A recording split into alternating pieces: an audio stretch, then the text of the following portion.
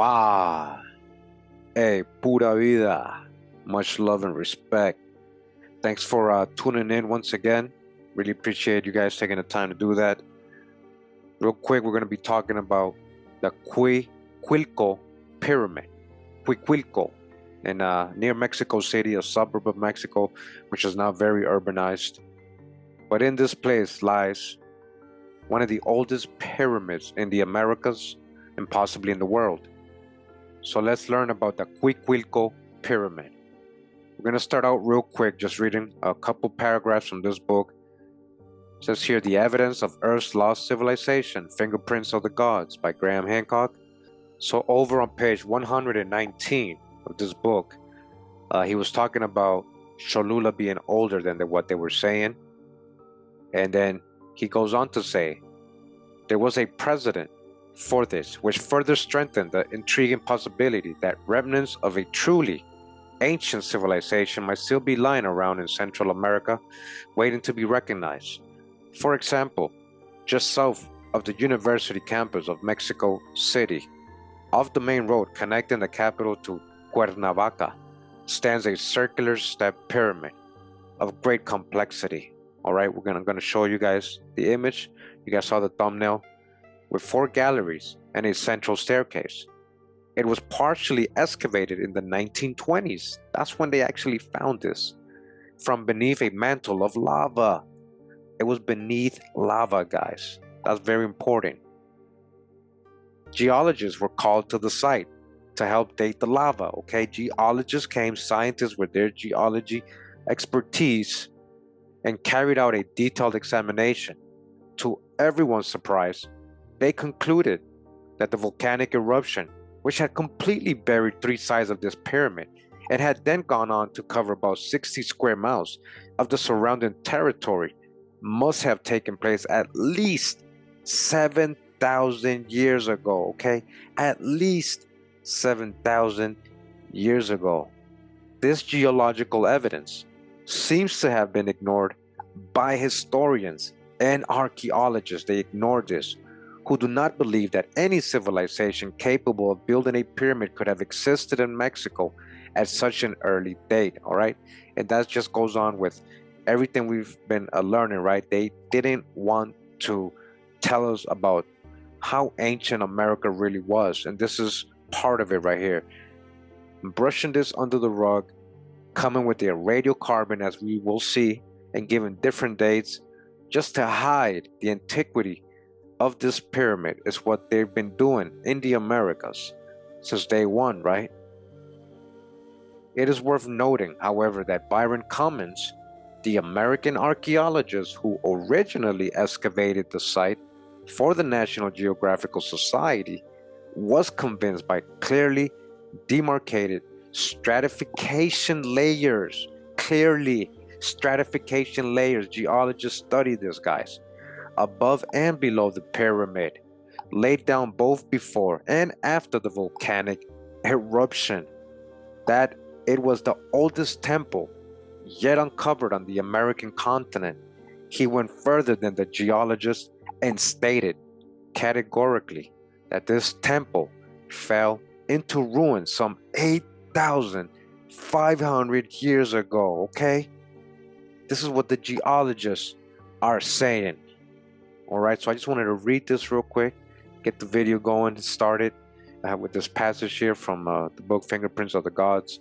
Very good book. I read a long time ago, back like in 2001 or 2002, when I was just learning about, this ancient culture that existed in the world, where everybody had gotten their knowledge from. And we came to find out all that was leading back to the Americas eventually. Even in his new book, Graham Hancock, which he calls America Before, he's letting you know it was all in the Americas. This is Atlantis. All right, so a quick Google search for the Cuicuilco Pyramid, and you'll be able to find some of the images of this circular pyramid. Like the book just said, at least 8,500 years old. Of course, the Smithsonian and the other people came with their radiocarbon and try to debunk that and say, oh, no, it's only from the 3rd century BC up to 400 AD. Of course, They've done that to a lot of our pyramids and made things in the other side of the world older just to fit their narratives.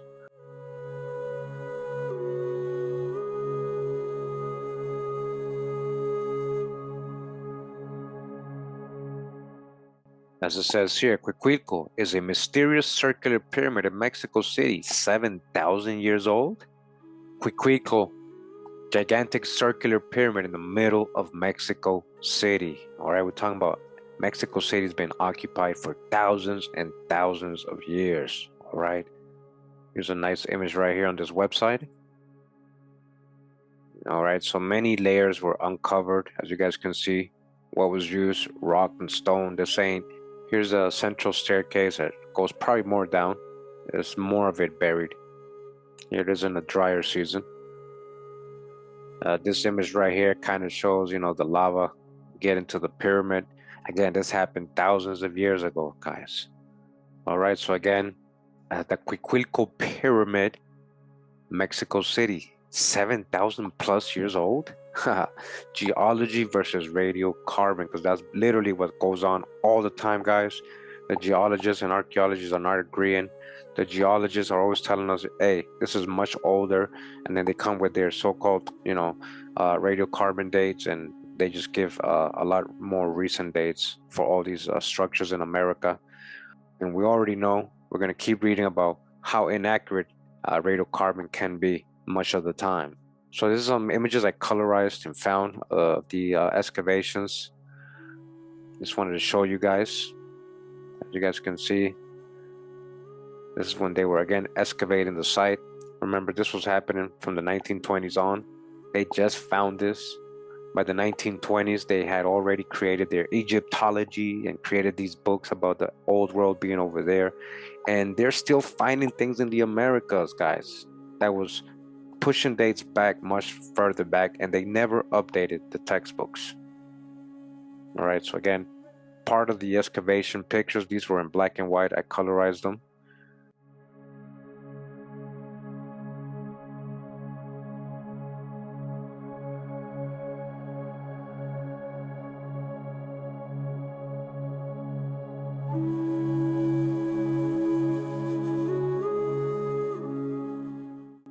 You guys can see everything they removed. This was all covered under lava. They went pretty far down, many levels of stratification, as the geologists were saying. This image, I'm not sure what it was, but I thought it was interesting and I colorized it. I think that's stone there, so it's definitely something built. Not sure what it is. As you guys can see, a real pyramid being undug under lava, okay?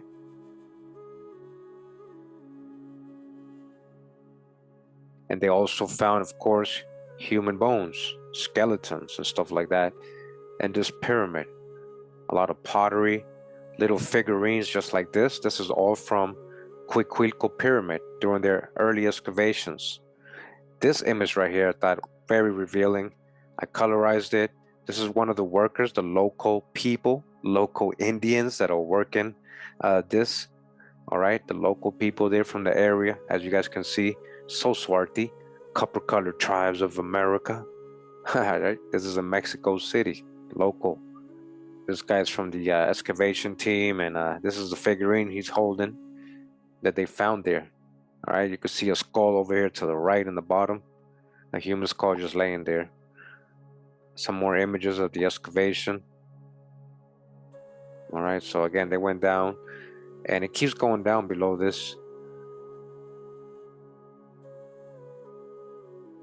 So this is some images from the bottom dug up. All right, this is way below the lava. And again, more images of the ruins being excavated, being dug out. Part of the stairs.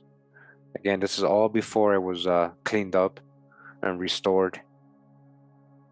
Some of the ceramic pottery there and artifacts they found. Again, little figurines with these thick legs, as you guys can see.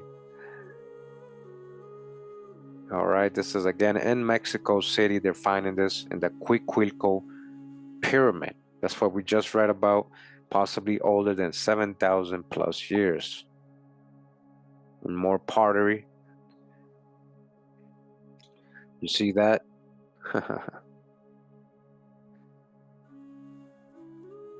Some more figurines.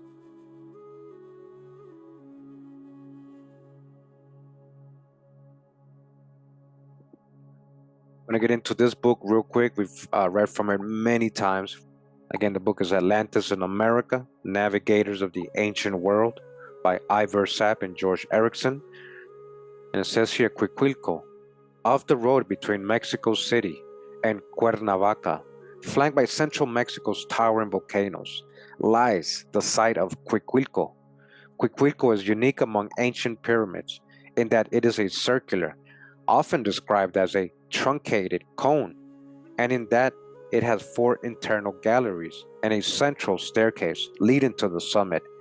Discovered and first excavated by Manuel Gamio in 1917, Cuicuilco is unusual in another way.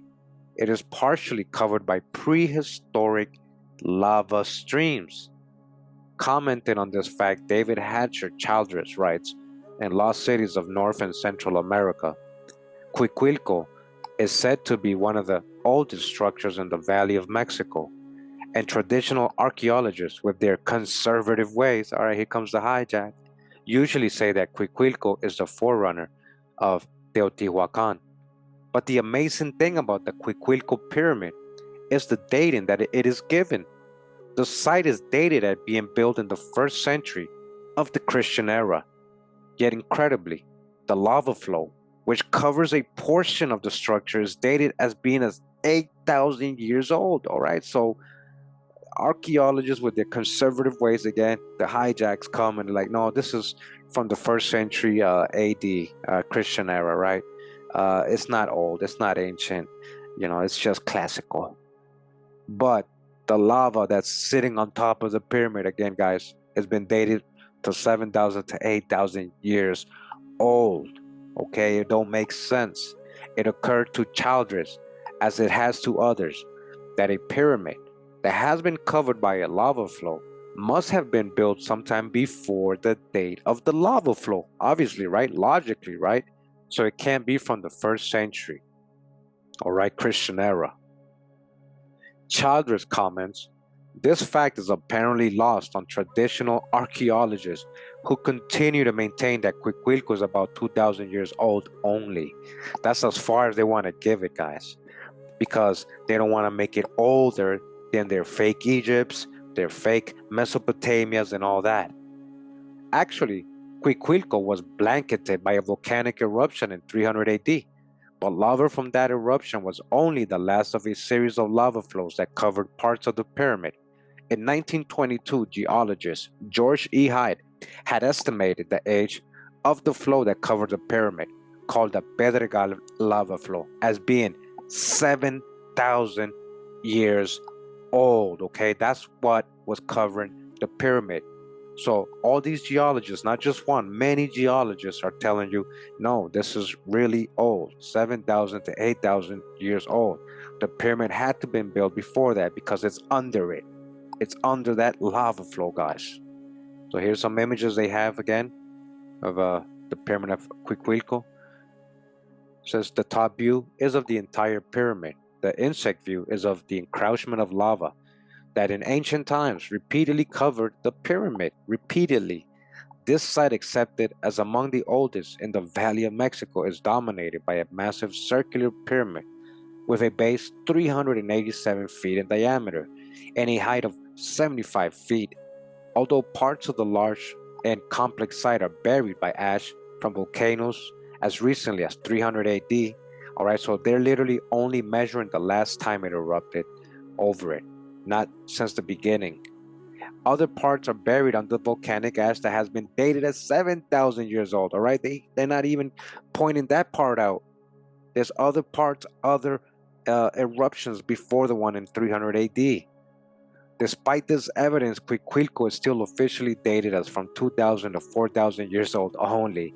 Even that, guys, even with the 4000, that's old anyways. That's literally older than a lot of stuff in Egypt, so-called fake Egypt, with their fake chronologies and their fake theme park structures over there. Yeah, it's all geopolymer concrete. They built that much recently, a lot more recent than Cuicuilco. Cuicuilco is real ancient structures here, guys, in the Americas that they've been hiding from us and given much recent dates.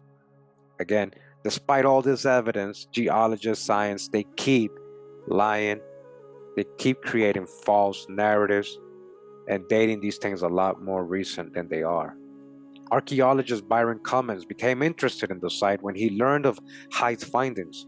In his excavations, Cummings found 18 feet of sediment and ashes between the bottom of the Pedregal lava layer and the pavement surrounding the pyramid.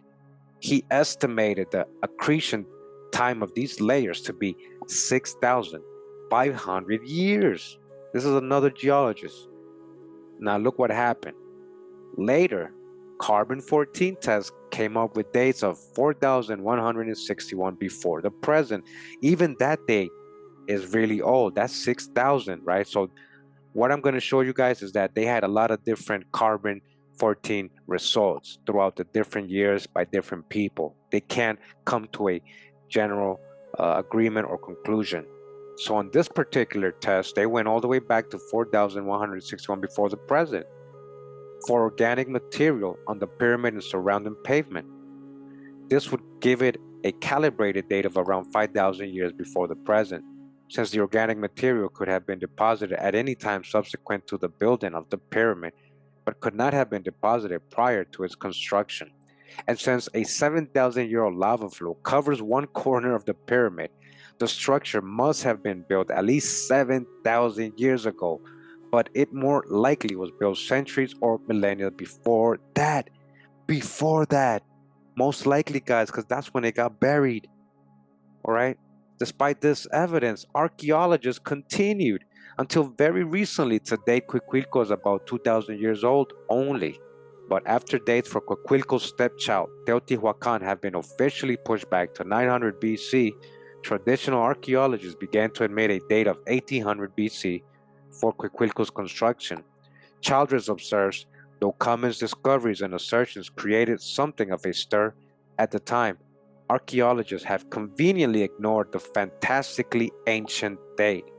The experts do not like to be confused by the facts, all right? They don't like facts because they're gatekeepers and they got to push a certain narrative. Cuicuilco is perhaps a good example of how the current dating of ruins in Mexico and over much of the world is spurious at best. Arbitrary dates, usually conforming to preconceived opinions. Preconceived opinions. You think the old world's over there. That's why you're adding false narratives to your research. Your whole orientation is off. All right? You're seeing it in reverse. America's a true old world. So arbitrary dates with preconceived opinions are given to these structures, and these dates are final. Science has spoken and history books need not be rewritten, all right? They're like, no, we are right and you are wrong. We are the archaeologists. It can't be older than that because, people in this place couldn't build pyramids like that. This is all conjectures they've been using on us and teaching us. All right, now we're going to get into this book.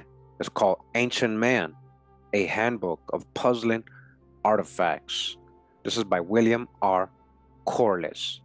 So over on page 210 says here, Cuicuilco by Ron Willis, Info Journal, number 3 from 1973, says here, in perusing archaeological textbooks on ancient Mexico, you may come across a reference to a site called Cuicuilco, one south of the suburbs of Mexico City, now in danger of getting swallowed up in the city's urban sprawl.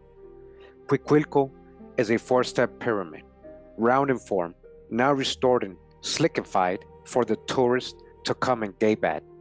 The books ascribe its construction at the earliest to perhaps 300 BC. This is what the archaeologists are saying, right? A fairly respectable age, But they don't mention the fact that it is quite possible that Cuicuilco is one of the earliest pyramids in the world, perhaps antedating the great Egyptian pyramids by thousands of years. All right, of course it is, because over there, that's a fake theme park, and that's concrete geopolymer they build those with. Shout out to Paul Cook. Cuicuilco was hardly more than a shapeless mound with some scraggly trees growing on it back in 1922, when Byron Cummings received permission from the Mexican government to begin excavation at the site. The most significant thing he noticed about Cuicuilco before beginning to dig was that the great lava flow known as the Pedregal had partially engulfed and surrounded the structure. Cummings was particularly interested in the site when he learned that George E. Hyde, a geologist, had estimated the date of the Pedregal lava as being 7,000 years old. This would have meant that the structure had been in existence 2,000 years before the Great Pyramid building epoch of the Egyptians. You know, I would say a lot more because the ones over there are a lot more recent, guys. You guys are going to see. We're going to find this out soon. It's all going to be revealed. A few days after his workers began to excavate, an unidentified light was seen over the top of Cuicuilco, which then passed slowly across the rocky surface of the Pedregal to the hill of Zacatepec. Cummings did not speculate on this mysterious light, other than to say that it only reinforces Mexican laborers and their idea that Aztec treasure must lie in the mound. Slowly, trenches were cut down through the Pedregal lava towards the base of the pyramid. Trenches were also cut on the top and sides of the structure, since it was covered in places on top with dozens of feet of volcanic ash and detritus. To begin with, Cummings was not entirely sure that any structure of significant size actually lay beneath this mound, even though there were probably surface artifacts present. But in the Valley of Mexico, one can hardly take a step without treading on a relic of ancient man. As the trenches deepened, several layers of archaeological occupation were found interspersed with layers of volcanic ash. Gradually, the shape of the pyramid was uncovered. It was a truncated cone with 4 steps, 387 feet in diameter, and stood 60 feet in height. The top step formed a circular platform, 290 feet in diameter. The name Cuicuilco is an Indian name which signifies dancing, alluding perhaps to ancient religious rituals. All right, we're talking about people dancing over 7,000 to 8,000 years ago in ancient Mexico, all right, dancing. It is curious that if the name really derives from its ancient usage, it has survived thousands of years when the structure was unused and covered with ashes and lava. It is also rather humorous that the name in Cummings' day was San Cuicuilco or Saint Cuicuilco, a remnant of the church's attempt to incorporate all profane religious places under their own wing. Did the Indians still recognize the spot as sacred? I'm going to read this to you guys, and we're going to look at the drawing. All right, very revealing. This helps with the perspective of what they're talking about, all right, the different layers and where the stone is, the pavement, all right? So we're going to read. It says here, Figure 1 gives a sketch of what Cummings found as he dug down through the approximately 25 feet of lava. That's a lot. Ashes and other materials that partly surrounded and covered the sides of the structure. Below the Pedregal lava was found an archaeological stratum, today classified as early classical 200 to 400 AD. Below this was a layer of volcanic ashes. Below that were the remains of an intermediate culture. Below that was another thick layer of volcanic ash. Below that were the artifacts of a very primitive culture. Below that was a solid pavement which surrounded the pyramid, which must be as old as the last construction period of the structure. All right, so again, you guys heard how many layers, right? Below that, and below that, and below that. All right, so here's the drawing. It says here, up to 18 inches of detritus on slopes and top of pyramid. And it says here the Pedregal lava flow. Up here, early classical period of volcanic ash on top. So there's another volcanic eruption. So we got Pedregal lava flow, then we got volcanic ash right here, then we got an advanced culture before that living there, but before them was layers of volcanic ash. So it already had happened. Again, another eruption. Then you got a very primitive culture, and you even below that you got pavement. So what does that tell you guys? So they're dating it to 4000 BC. Remember, that was the oldest carbon dating they got, 4161 BC, right? We have to trust that, but that could mean this could be way older. They don't know. That's why there's a question mark here. It says here, layers of lava and ash engulfing the Cuicuilco pyramid near Mexico City. The pyramid itself was constructed of unformed chunks of lava, not of the Pedregal, which was much later, of course, but of other lava which is found in the neighborhood. It was carefully laid with no filler, the sides of the pyramid forming a 45-degree angle. At the top, the thickness of this lava facing was 70 feet. It is obviously much thicker at the base. The interior was filled with earth.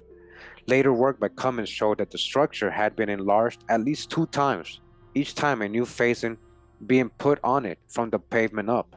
Cummings found 18 feet of sediment and ashes between the bottom of the Pedregal layer and the pavement surrounding the temple pyramid. He tried to estimate as well as he could how long it would have taken to accrete all these layers, all right, geology guys, science, and came up with a remarkable figure of 6,500 years minimum. This added to the 2,000-year age of the Pedregal means the pyramid would have existed 8,500 years ago or more. Guys. So that's what he found under the Pedregal layer. All right, so this is what we're talking about here. This is what they're hiding, guys. This is old. I hope you guys realize this is not just myth. This is not just speculation, conspiracy. These are geologists telling you, based on the stratification, this could have existed 8,500 years ago or more. Though attracting a bit of notice at the time, archaeologists fell over themselves, ignoring a structure that would have required a fairly complex civilization in the Valley of Mexico, several thousands of years before Samaria or archaic Egypt flourished. Okay, guys, before so-called Samaria, there is no Samaria. Remember what I've been telling you about Sumerians or archaic Egypt. All right, and remember what we learned recently about the fake chronology of Egypt. And shout out to Paul Cook for, again, proving that's geopolymer they built those structures over there with, that theme park. It's not ancient and it's not megalithic. It's concrete. So again, they've been ignoring that this side is older than all that over there. But there's more. All right, we're going to look at the table. Table 1 shows the result of recent carbon-14 datings on organic materials found not in the site. Found not in the site, guys. They're testing stuff that wasn't found there, not in the site, since this had been cleared by Cummings, but under the Pedregal lava in the same sequence nearby, all right, from nearby things. They're not even using the stuff they were digging up. So that's a big one right there. So there are anonymous dates in the series which do not fit. So let's go look at the table, all right? So what he's saying is these are all different tests conducted by different people. We're going to see another report. They're all giving different results. One of them goes to up to 4,700 BC, right? And then one goes to 15 AD. Come on, guys. Which one is it? That's literally a 5,000-year difference. Come on now. Come on now. So again, there are anomalous dates in the series which do not fit. This is common in carbon-14 process. Like any good archaeologist, I will ignore the dates that do not fit. But in general, the farther down one gets, the older the material is dated. The material at the level of the pyramid pavement is dated to 4,161 before the present. This indicates that a reasonable minimum age for the pyramid is not 2,000 years ago, but over 4,000, and it is probably much older, okay? The science is telling you, stop ignoring the science, the geology. Around the pavement area to the south are two lines of upstanding stones, which Cummings called cromlechs. He speculated from this and other structures about the pyramid that, being very close to the Great Lake system of the Valley of Mexico, probably in ancient days nearly on the border of Lake Xochimilco, it indicated that there may have been danger of inundation at times, and that these were part of a dike system. Indeed, Cummins found fine water deposited silt between the facing stones, so that the pyramid at one time must have been immersed up to 6 feet deep in water. So again, the whole pyramid, guys, has been covered by water. What does that tell you? A flood, right? A flood. It was in a flood. And again, we have positive indications that the ubiquitous flood story had some basis in fact. There have since been found 4 smaller mound structures in the vicinity of Cuicuilco, which are considered connected with the larger one. It is suggested that the whole site formed a rather large temple complex, and possibly a city existed there. The difficulty in finding just what lies under the Pedregal, most of which is unmoved, is that it is difficult and expensive to dig and even blast through the lava flow, and this is only done where there is some indication something will be found. We simply do not know what lies below these broad stretches of lava. Alright, so that's a deep one. What he means is they only knew this was there and that it was buried with lava because the mound was sticking up. It was covered by grass, so they saw a mound. If there wasn't, if it wasn't sticking up, if it was buried under all those layers of lava, they would have never found it. Meaning, there might be stone structures still buried under the Pedregal lava flow. That's not sticking out, is what he's saying. There might be so many things under Mexico City that's under this lava Pedregal flow, guys. All these layers of stratification. And all right, so we're going to read from this now. All right, this is an antique National Geographic magazine from August 1923, volume 44, number 2. On page 203, it says, Ruins of Cuicuilco may revolutionize our history of ancient America. All right, but what happened? It didn't. What happened? Lofty mounds sealed and preserved by great lava flow for perhaps 70 centuries is now being excavated in Mexico by Byron Cummings, professor of archaeology at the University of Arizona. It says here, about 1,000 years before Pharaoh was driving his slaves to the construction of the Great Pyramid of Egypt, Tashta Hijack, and some 5,000 years before the Assyrians were mixing their sweat with the mortar that held the bricks of the great palace of Sennacherib together. All right, Assyrians, not Sumerians. Yeah, that's correct, Assyrians. Some ancient Indian chief of the Valley of Mexico was forcing his subjects and slaves to rear a mighty structure on which to honor the gods of his land. All right, Dashta Hajak, that's their opinion. The inhabitants of the Mesopotamian plains raised lofty platforms and extensive palaces to honor the living rulers of their domain. The people of the Valley of the Nile built massive pyramids to serve as tombs for their political and religious masters, Dashta Hijack. But in Mexico, the multitude toiled and slaved to build great pyramids on commanding sites, which might serve as temples to their gods. A valley baptized with fire, it says here. The Valley of Mexico seems guarded from outside intrusion by a ridge of mountains along which rises many a rounded crater that speaks forcefully of the repeated baptism of fire which Mother Earth has poured out upon this choice spot. While the destruction wrought by these visitations of wrath of the fire god has evidently been terrific, yet the earth thus enriched became a veritable treasure house, which needed only to be touched to yield vast stores for the delight of man. Here has been a Garden of Eden, where the gods love to linger and experiment with various stocks and successive generations of men. All right, again, here has been a Garden of Eden.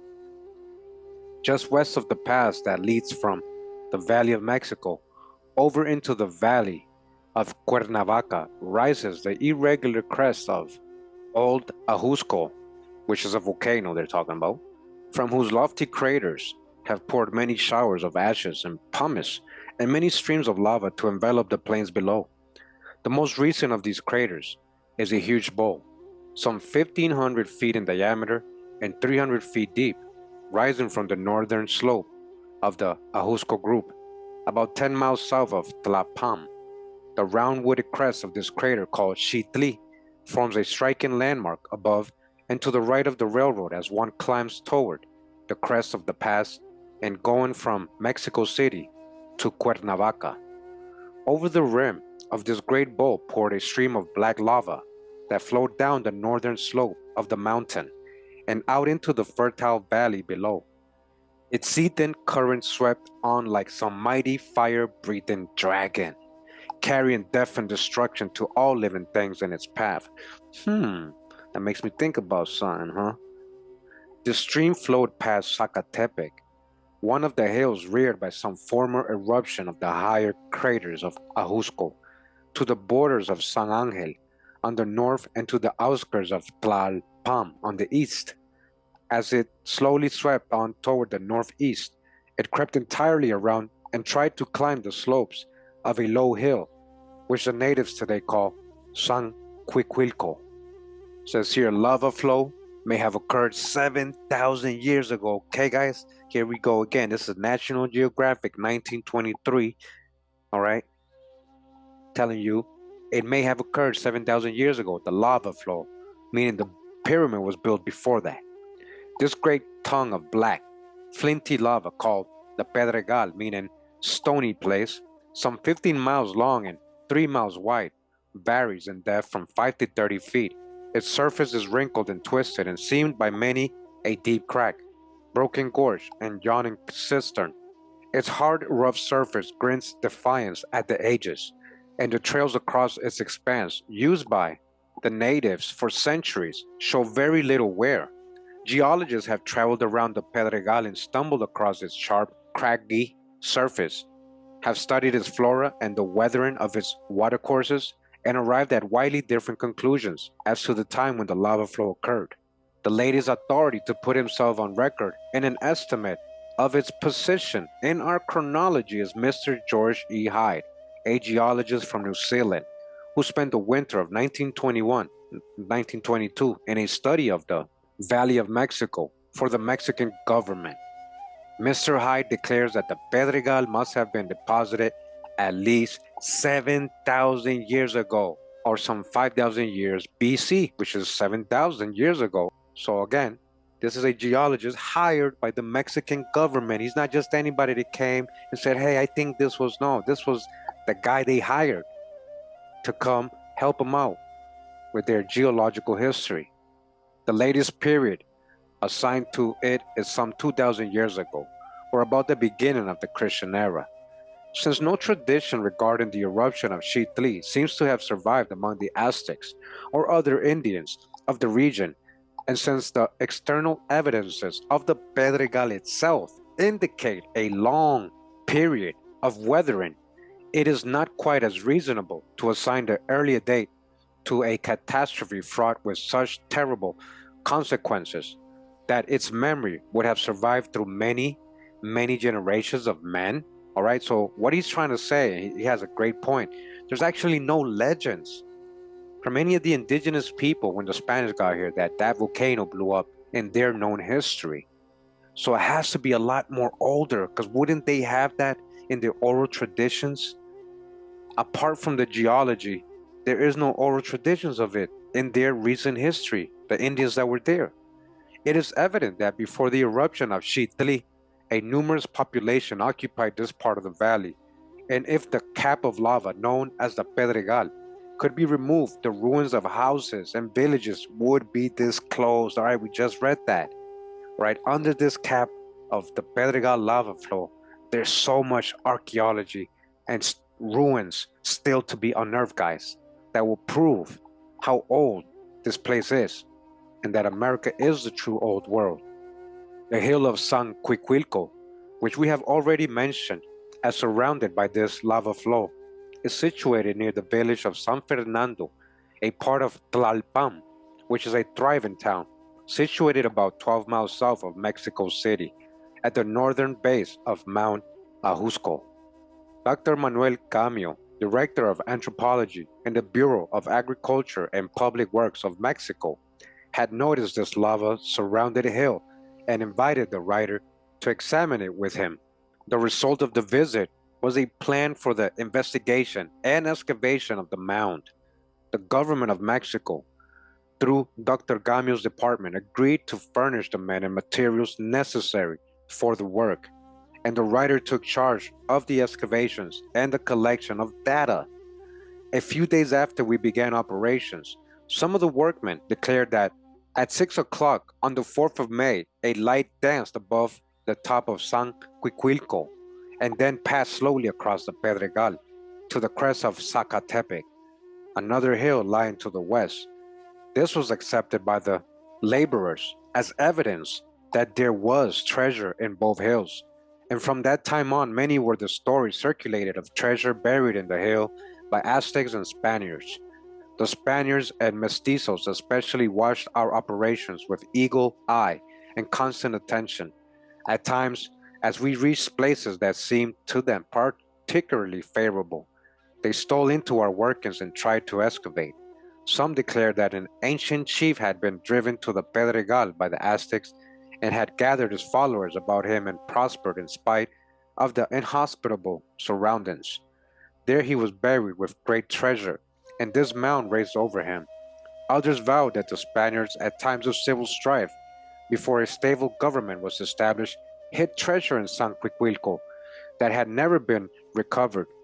This lava-covered plain has ever been a place of refuge for criminals, revolutionists, and those out of harmony with the dominant political party. Many a man can point out the caverns that sheltered him and perhaps his whole family for weeks and months.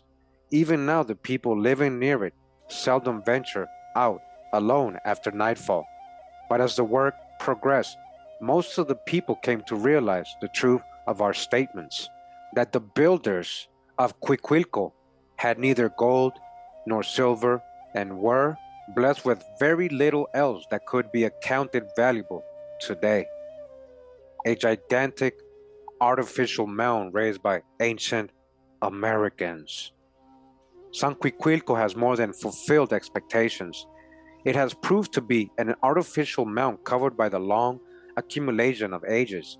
Its original structure was a truncated cone, 414 feet in diameter and 52 feet in height. The rounded shape of the pile is in keeping with the circular form of all the most primitive homes. The top forms a broad platform, 290 feet in diameter, probably a place for ceremonial dances. The name Cuicuilco, an Indian word handed down from the past, suggests singing and dancing, the two great essentials of religious ceremonies for primitive Americans. This structure consists of an outer wall of rock 70 feet thick at the top, with a central core of filled earth. This thick wall is composed of chunks and shells of lava compactly piled.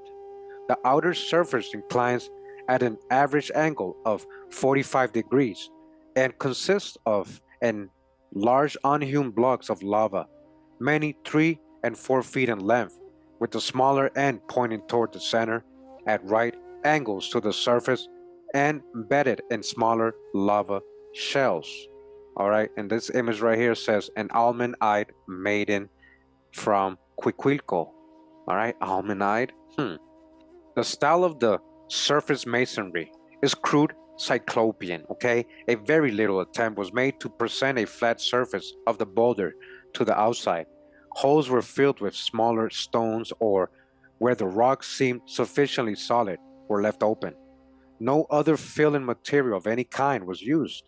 No attempt had been made to shape the rough blocks to make them fit better or provide smoother exterior surfaces. The inclination of the surface and the weight of the dense chunks of basalt and andesite have kept the wall intact, and only small portions of the edges had been shaken from their positions before the structure was covered. The base of the cone lies 25 feet below the present surface of the surrounding terrain. All right, 20 feet below the present surface of the surrounding terrain. And the top platform is covered by 18 feet of volcanic material. The top platform on the terraces and still clinging to the slopes in many places is encountered similar volcanic material. Over this is a covering of vegetable, loam, and clay that the recurring rainy and dry seasons of the centuries have accumulated. All right, accumulation of strata. This is old, guys. The geology proves it. Large time honored pepper trees flourish on the summit or strike their roots deep into the sustaining walls that some later generations of men have built along the slopes. In these walls, and in a large pile of rock, the earth found on the southwestern side of the platform, appear many water-worn boulders that must have come from the bed of some river now lying beneath the Pedregal lava. Okay, guys, again, the geology proves it. This is ancient. It's not about just radiocarbon datings. Those ain't accurate, and those are meant to make America look younger. They do that on purpose. It says here, lava boulders used in building mound antedated Pedregal lava. In the center of the top platform, and beneath 8 feet of volcanic material and surface loam, stands a crude altar of water-worn boulders and clay. It is 22 feet long and 9 feet wide. The corners are rounded, and the eastern half is a platform raised 2 feet above the floor of the western half and surrounded by a wall that raises its outer edge 1 foot higher. This portion is in the form of a horseshoe, with its open end pointing a trifle south of west. All right, so before I continue, I wanted to show you guys this image. Again, they found human bones there, here where they're finding, right? And look what it says in the bottom, what I was saying earlier. It says, an ancient inhabitant of Cuicuilco. His remains had lain for probably more than 7,000 years beneath the lava flow. All right, we're talking about ancient, older than the other side of the world. Continuing regarding what they're finding, all right, in the buried there, says the whole rests upon a platform of large lava boulders bedded in sand and clay. This platform in turn rests upon a hard clay floor that has been beaten down, smoothed, and polished by the tread of many generations of men. The rock and clay platform has a diameter of 55 feet, but the extent of the clay floor beneath has not yet been determined. Beneath this clay pavement are 2 others, the lowest at the level of the original platform of the truncated cone.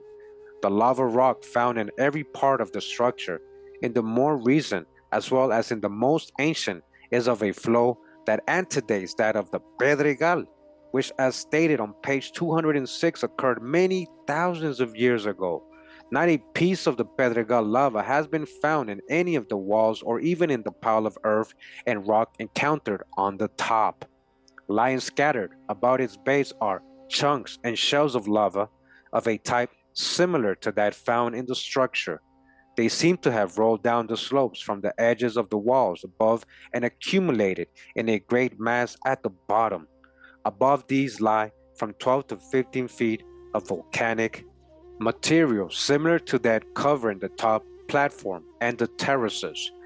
This accumulation is thickest at the base and diminishes in depth as it extends up the sloping walls to the first terrace. Above this is a mass of clay loam filled with lava boulders that have rolled down from the broken terrace walls of the latter construction. Okay, it says here, mound sealed and preserved through countless centuries by lava.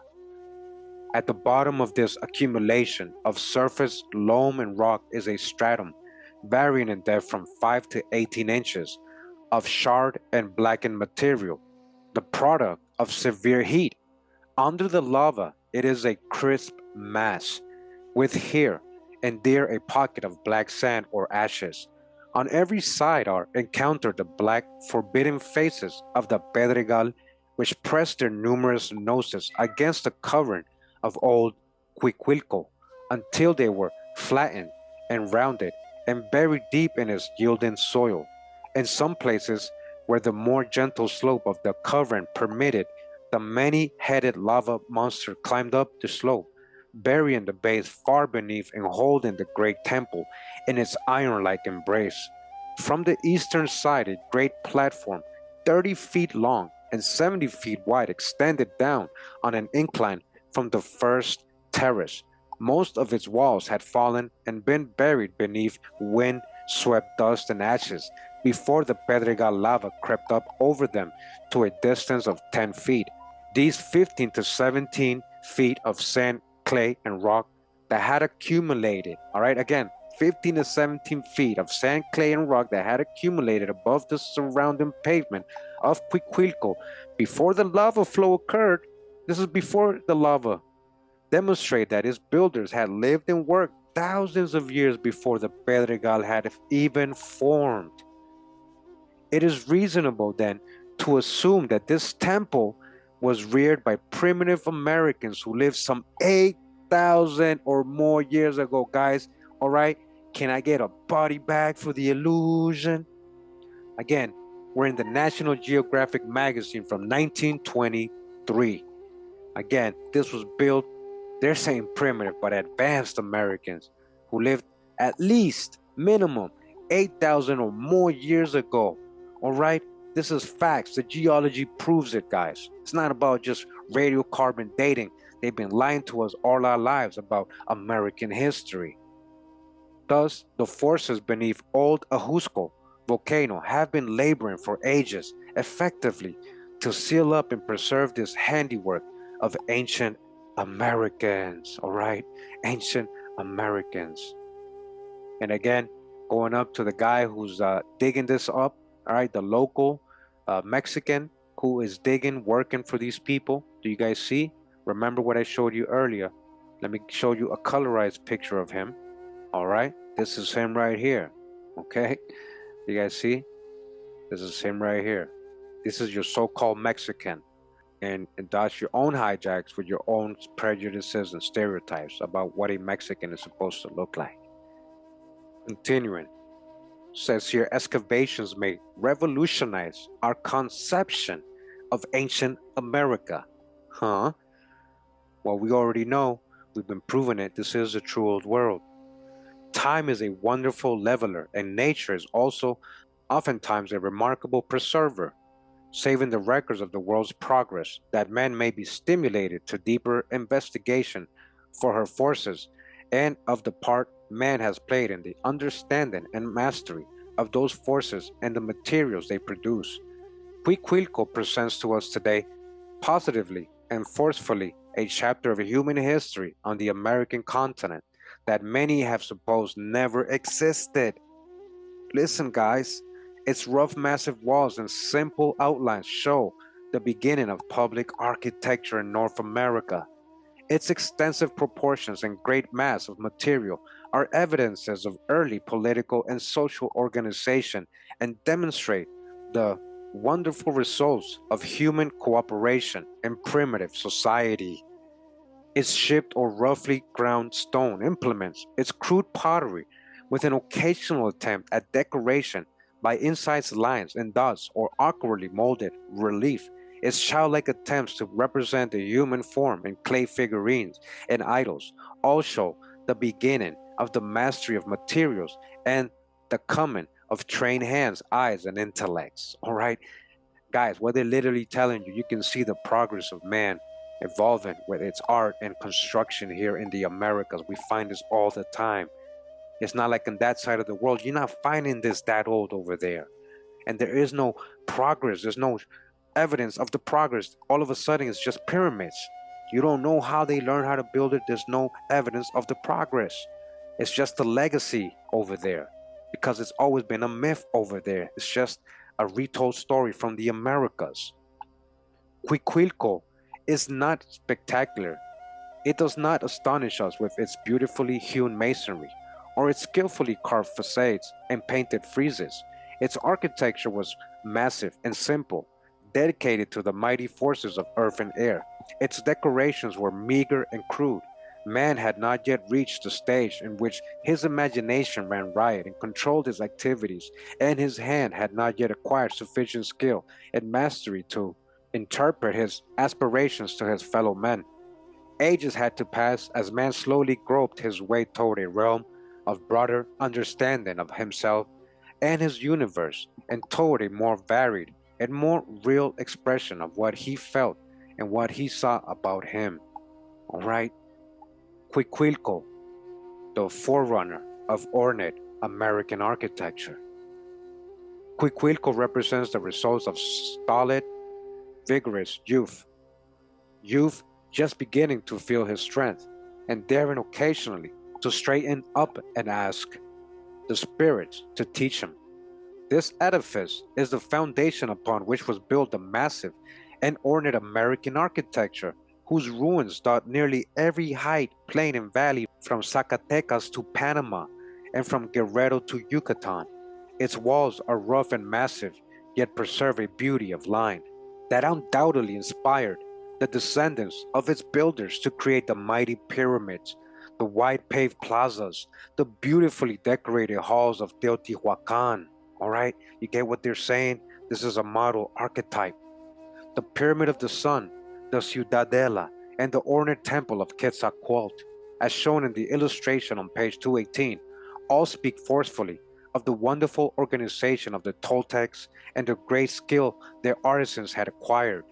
As in the ancient lands bordering on the Mediterranean, one can trace the development of the builders and decorators, art from the crude cyclopean masonry of Tyrians to the beautiful temple of Athena on the Acropolis at Athens. So just as truly can one follow the course of the development of ancient American architecture and architectural decoration in the Valley of Mexico.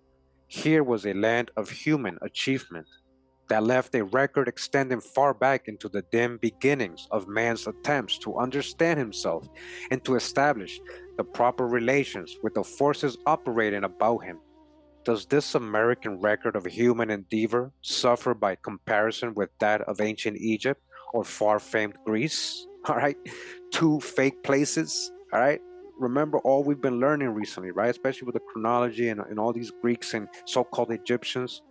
And again, we're reading National Geographic magazine. They're letting you know this is way older than anything on that side of the world. All right, 1923. Human history in America began millenniums before birth of Christ.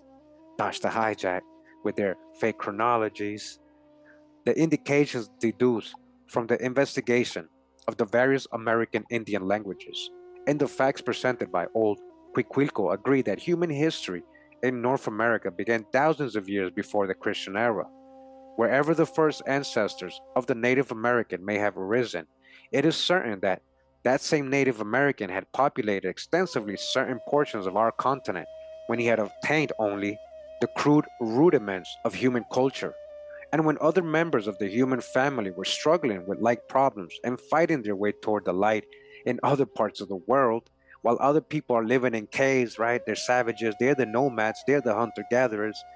The steps of human development from the simplest beginnings are as easily traceable in the Valley of Mexico as in the Mesopotamia or the Valley of the Nile. But this is the real Mesopotamia. This is the Nile. That's the Mississippi, the valley, the true Egyptian Sea. That's the Gulf of Mexico. Yeah, wake up, guys. Rudely shaped stone arrows and spear points and knives gave way to finely shaped points and flaked blades of rare workmanship. Beautifully fashioned and polished stone hatchets and battle axes are finally replaced by those of copper. The progress of ornaments for the person can be traced from the crude clay and stone ear and lip pendants to elaborate jewels wrought in gold and engraved stones.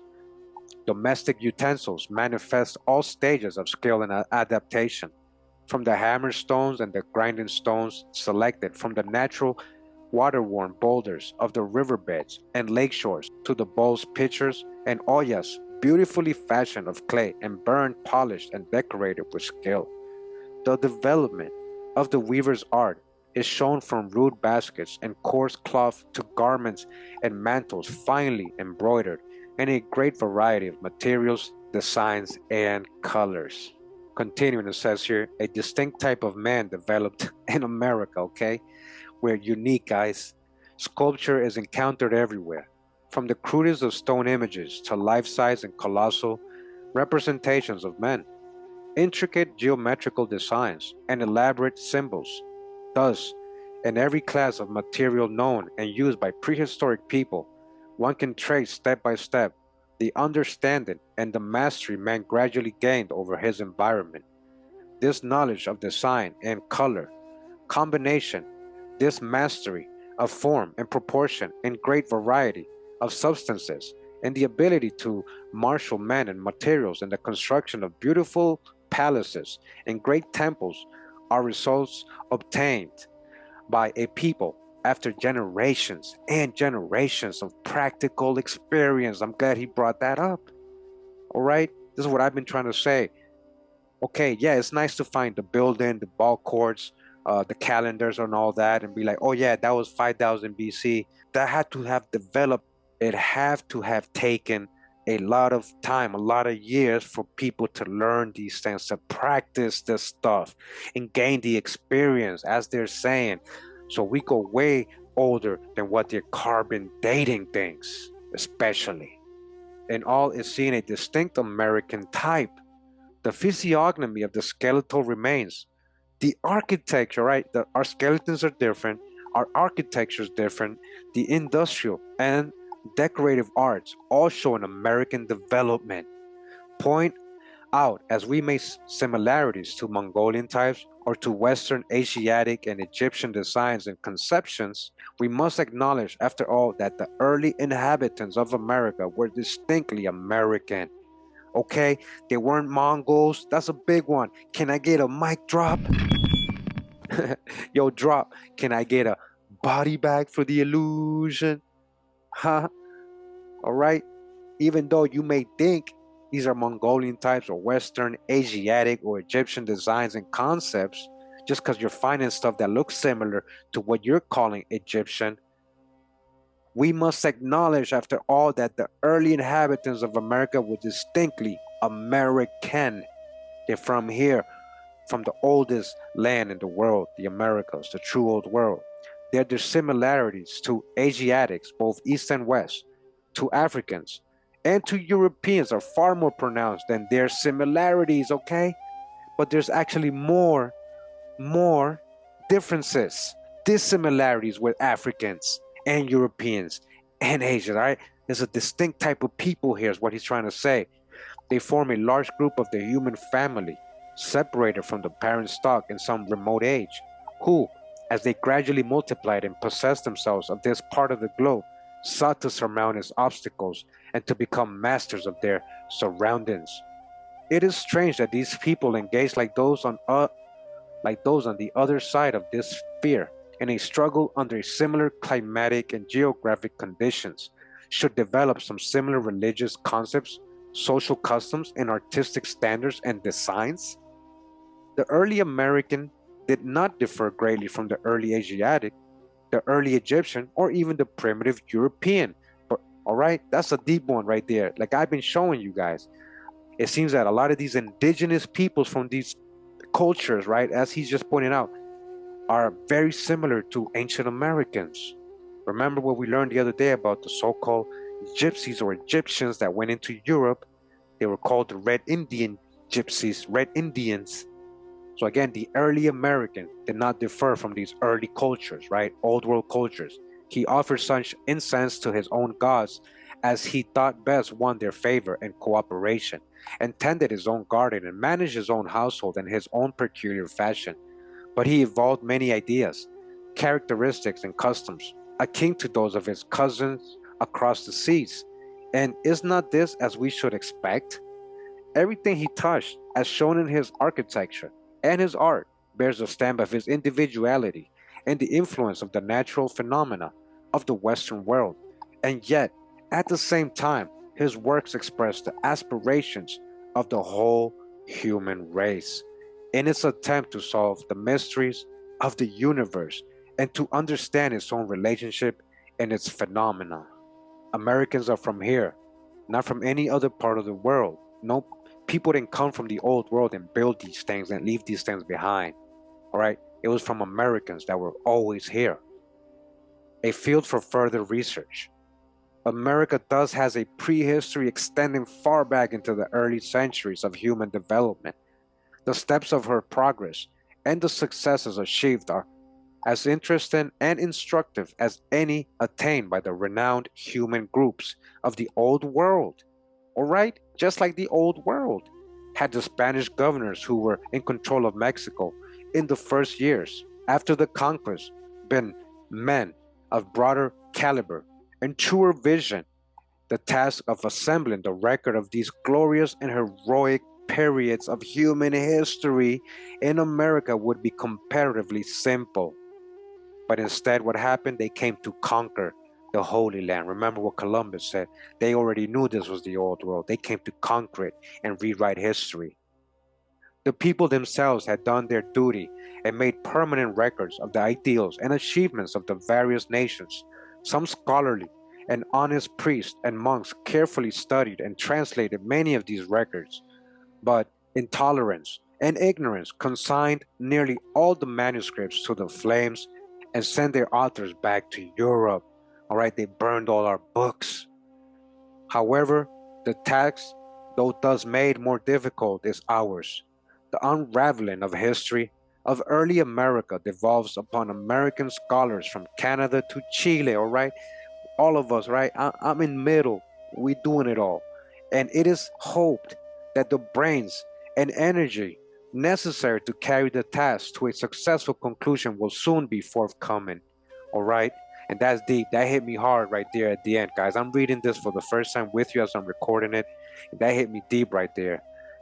I feel what he's saying. These people back then in 1923 is like, I hope somebody takes this seriously, and I hope they prove that America is a true old world. The geology speaks for itself. The science is there.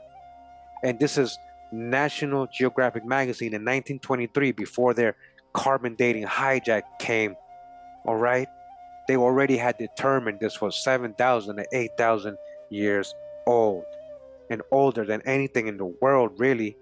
What else do you have this old that is building this, right? Anywhere in the world with figurines and everything, under lava. Come on now. Let's be real. Break the spell. So real quick, just look at some images in this book. You know, I colorized a lot of these, but you can see the excavation, how deep down they're going, guys. Like, this is real geology. Stuff they don't want you to picture. It says here, a clay platform painted red found beneath the rock platform in the center of the top of the Cuicuilco structure, all right? Handmade, artificial. Uncovering the eastern slope, and there goes the brothers right here. You see the local so-called Indians. You already saw what they look like. Do I have to show you again? Huh? Do I have to show you again? Come on now. So here they go, uncovering the eastern slope, working hard on what possibly might be their ancestors' building. Here's some more images. This photograph was taken from the top of Cuicuilco, looking south towards Chitli, the crater from which came the Pedregal lava flow. All right, look at how much they're uncovering. This is a massive, massive work project. Okay, massive project to get this undug. There's so much still under all this layer of Pedregal, all over the Valley of Mexico, guys. Some more images here. Again, the eastern side of the Cuicuilco mound uncovered to the level of the surrounding lava, showing tops of walls of two enlargements of the original structure. Again, this was the National Geographic magazine, August 1923, volume 44, number 2. All right, guys, so some proper context of what I'm trying to say here is you just read that report, right? So all through the early years of this excavation, exploration, all the scholarly reports were letting us know, 7,000 years old. This is old. And then what happened? Radiocarbon dating. Now, when was radiocarbon dating created? It says the method was developed in the late 1940s at the University of Chicago. Oh, happens to be where all these Pan-African scholars are coming out of, right? University of Chicago, we already know they produce a lot of gatekeepers there. Yeah, So by Willard Libby, it is based on the fact that radiocarbon is constantly being created in the Earth's atmosphere by the interaction of cosmic rays, cosmic space with atmospheric nitrogen. The resultant C combines with atmospheric oxygen. All right, so this is their explanation of how they date things, guys. That wasn't started until the 1940s, but National Geographic already had told you, right, in August of 1923, that this is ancient. They came with their radiocarbon later on, 1940s. As it says here in the Journal of Volcanology and Geothermal Research, volume 104 from 2000, says here, age and archaeological implications of Xitle volcano, southwestern basin of Mexico City. It says here, radiocarbon dating and stratigraphic relations. Before the advent of radiocarbon dating, the ages of the Cuicuilco pyramid and Xitle lava flows were a matter of intense speculation. Ever since Cummings, 1923 AB, demonstrated the artificial nature of the Cuicuilco mound, its age has been a subject of interest. On geologic and other grounds, he held that Cuicuilco fell into ruin some 8,000 years before the present, okay? So before radiocarbon, which came in the 1940s, right? Developed in the 1940s, when National Geographic magazine 1923, many different geologists and experts already told you it's older than 7,000 to 8,000 years. It has to be. It's under these layers of stratification. The geology proves it. All right. So I just wanted to mention that before we left. And they swept us under the rug and they never told us about it in school, guys. But now you know. All right. An untold truth of ancient America. Hope you guys enjoyed this video. Thanks for tuning in once again, guys. I appreciate you guys sticking around hearing me read. Much love and respect. Pura vida, mi gente. Hawa.